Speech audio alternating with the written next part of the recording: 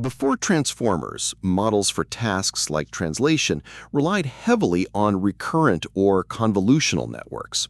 We've explored these in previous cases, understanding their strengths and limitations. Right, particularly their struggle with long-range dependencies and slow, sequential processing. But then, a new paper emerged that fundamentally shifted the landscape of sequence modeling. This is the title of the paper that introduced the transformer. Attention is all you need. A bold claim suggesting something simpler could outperform complex existing models. A bold claim indeed.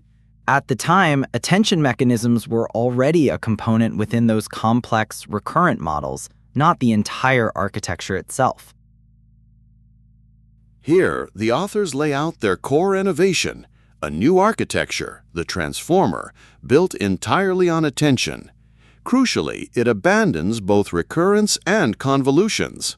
So it's not just using attention, but making it the only foundational mechanism. That's what makes it so revolutionary, replacing the core processing units we thought were essential. This dispensing with recurrence is why we covered it in TCM 183000. It allows for parallel processing of tokens, speeding up training significantly compared to sequential RNNs. That parallelization was a huge win for NLP tasks like machine translation. But my question is, how could this possibly generalize beyond language? Words are discrete tokens. Images are pixels. The paper quickly demonstrated its impact. They showed these new models were superior in quality, more parallelizable, and required significantly less training time. That's the trifecta. This performance was a clear signal that attention was more than just an auxiliary component. It was a primary engine for understanding sequences. For instance, on the WMT 2014 English to German task, it improved over existing best results by over 2 blue points. This was a substantial jump in translation quality. And it did this while training much faster, which is key for developing and iterating on models. It really made the cost of entry lower. Even in this initial paper, they noted the transformer generalizes well to other tasks beyond translation, like constituency parsing. This hinted at its broader applicability. So right from the start, there was a sense that this wasn't just a machine translation trick, but how does this attention-only mechanism actually work to build meaning? To answer that, we need to revisit the heart of the transformer, the self-attention mechanism.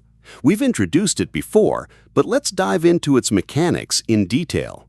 My mental model for attention is still a bit fuzzy, like a sophisticated lookup table.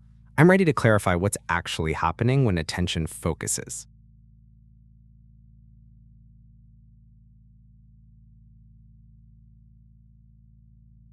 This excellent visualization, the illustrated transformer, builds directly from understanding attention, which we covered generally in hashtag TCM 183000. Today, we drill into self-attention. It's important to differentiate. Attention itself is broad. Self-attention is a specific variant where the input sequence attends to itself. That's the core of the transformer. Self-attention allows the encoder to look at other words in the input sentence as it encodes a specific word. Think of it like deciding how much each surrounding word contributes to the meaning of the current word. This analogy helps grasp the purpose of attention, but remember, the actual mechanism involves specific mathematical operations, not just a subjective decision. So if I'm encoding bank, it can look at river or money in the sentence to understand the correct meaning. That's the self part, looking within its own context. The example here is perfect. The animal didn't cross the street because it was too tired. For a human, it clearly refers to animal. Historically, models struggled with us. Recurrent networks tried to capture this with hidden states, but it was often a fragile, short-term memory. Self-attention provides a direct mechanism for this. When processing it, the model can actively associate it with animal across the sentence, regardless of distance. This is a key departure from RNNs. Instead of trying to compress the whole past into one hidden state, attention can directly query any past position. That's the parallelization trick. Before we dive into query, key, and value, there's a critical piece for how the transformer handles sequence order. Since it doesn't process words one by one like RNNs, it needs another way to know where each word sits in the sentence. As the paper states, since the model contains no recurrence and no convolution, in order for the model to make use of the order of the sequence, we must inject some information about the relative or absolute position of the tokens in the sequence. So if attention is all you need means no sequential processing, then how does it know I love you is different from you love I? The order matters for meaning. Exactly. This is solved with positional encodings. Essentially, for each position in the input sequence, a unique vector is created. This vector is then added to the word's embedding before it enters the transformer block. So each word embedding carries information about its content and its position. And these positional encodings are learned or predefined? Do they just keep increasing for longer sentences? In the original transformer, they were fixed using sine and cosine functions of varying frequencies. This allows the model to differentiate positions and even infer relative positions. For longer sequences, these functions generate consistent, unique patterns. Modern transformers sometimes learn them, but the core idea is to give the model a sense of order. Crucially, these Q, K, V vectors aren't just conceptual. Each input word's initial embedding is transformed by 3 separate learned weight matrices, one for query, one for key, and one for value. These matrices are part of what the model learns during training. So they're not just ideas, but distinct learned projections of the input embedding, each optimized for a specific role in finding relationships? The core of self-attention involves 3 conceptual vectors for each word: query, key, and value. Think of them as how you'd search a database. The query is what you're looking for, the key is what's available to match, and the value is the actual information you retrieve if there's a match. This analogy captures their functional roles, but these are learned continuous vectors, not discrete database entries. So the query is what I'm looking for, the key is what's available to match, and the value is the actual information I retrieve if there's a match? Exactly. To find out how relevant another word is to our current word, we take the dot product of the current word's query with each other word's key. This yields a similarity score. A high dot product means the query and key are similar, indicating a strong relationship. This similarity becomes the attention weight. These scores are then scaled down by dividing them by the square root of the key vector's dimension. This critical scaling prevents very large dot products from causing unstable gradients during training. After scaling, they're passed through a softmax function, which normalizes them into probabilities that sum to 1, telling us the proportion of attention each word gets. So the softmax scores represent the learned interpolation weights. This is where our previous mental model of attention as learned interpolation comes to life. Finally, each word's value vector is multiplied by its corresponding softmax score. The intuition is to keep important information, values, and suppress irrelevant ones. And then these weighted value vectors are summed up to produce the final output for that position. This output is a rich, context-aware representation of the word.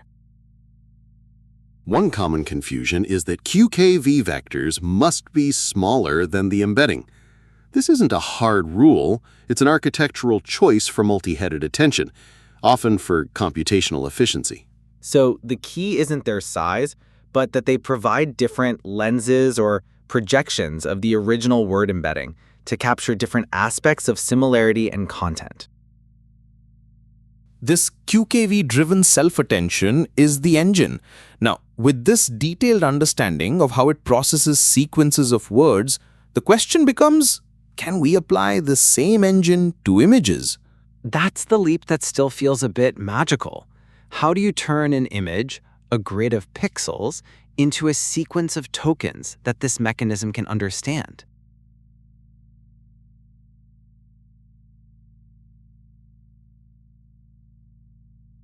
By 2020, transformers were dominant in NLP, as we discussed in #TCM18300. But in computer vision, they were still mostly combined with or augmenting convolutional networks. Yes, vision models were still heavily reliant on CNNs for feature extraction.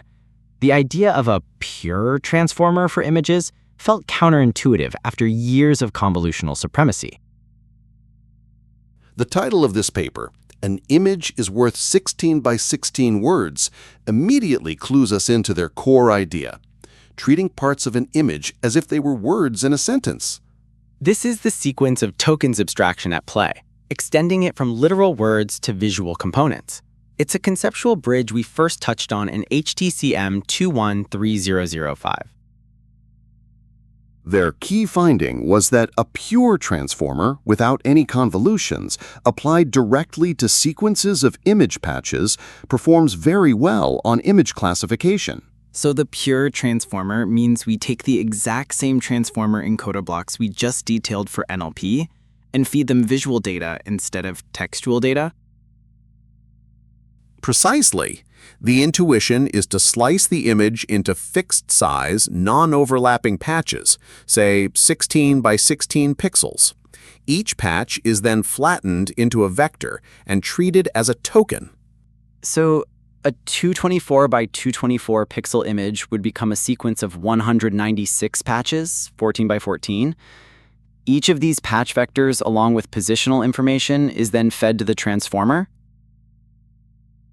This approach created the Vision Transformer, or VIT, which achieved excellent results, often outperforming state-of-the-art convolutional networks. However, it's vital to note a key limitation. VIT's superior performance heavily relies on pre-training with very large datasets. Without extensive data, traditional CNNs, with their inductive biases for local features, can often still perform better. This is where the generality of the attention mechanism, as we discussed in #TCM003002, really shines. It adopts its relational understanding to a completely different modality.